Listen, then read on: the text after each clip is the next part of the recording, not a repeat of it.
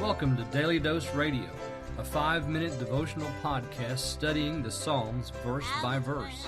Broadcast from the ever-beautiful Sharonville, Ohio, on the sunny side of Cincinnati.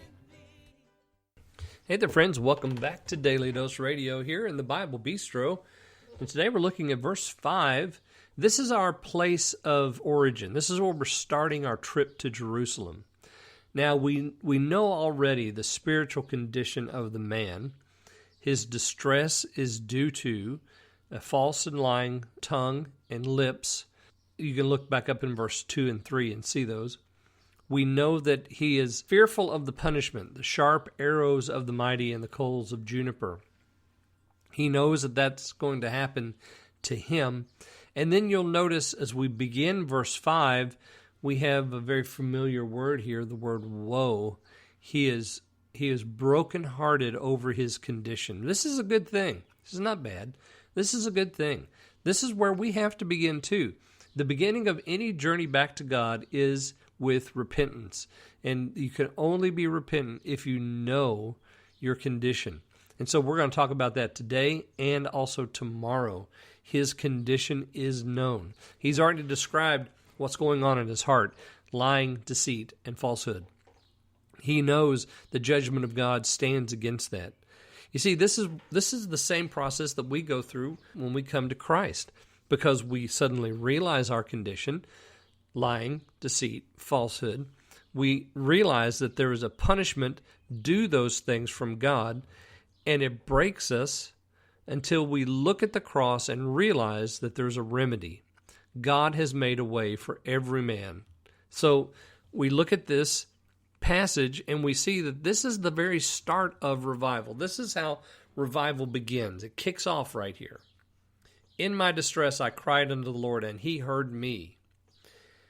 Now we come today to verse 5, and he says, Woe is me, that I sojourn in Mesech, that I dwell in the tents of Kedar.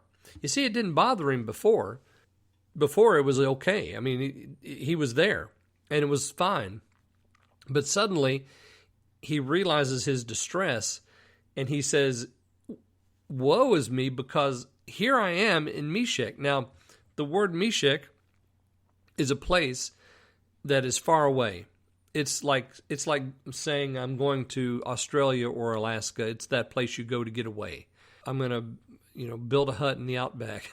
I'm going to build a hut at the foot of one of the mountains in Alaska and just be away from people. And so Mesech is like that. It's that far away place. So he's got a long way to go to get back to Jerusalem. But we're going to start there in Mesech, and then he says, I dwell in the tents of Kedar. We find the tents of Kedar mentioned also in the Song of Solomon. And in Solomon's song, we have the young lady saying that she is like the tents of Kedar. The tents of Kedar were the Arabian tents. They were the traders' tents. So not only is he living in a place far away, but he's living a nomadic life with people that he doesn't even belong to. So we have him in a faraway spot. We have him dwelling in the tents of Kedar. And these nomadic peoples, he's not a part of them. And so this introduces us to what we're going to find tomorrow in 6 and 7 with the people that he's around. Because he suddenly realizes not only is he in the wrong place, but he's also with the wrong people. And I think that's also a very important part of repentance. Once we understand our condition and we look around and we see how we've done and where we've put ourselves, we realize that the geographic location is bad, but also that the people that we made it there with are not quite above board either.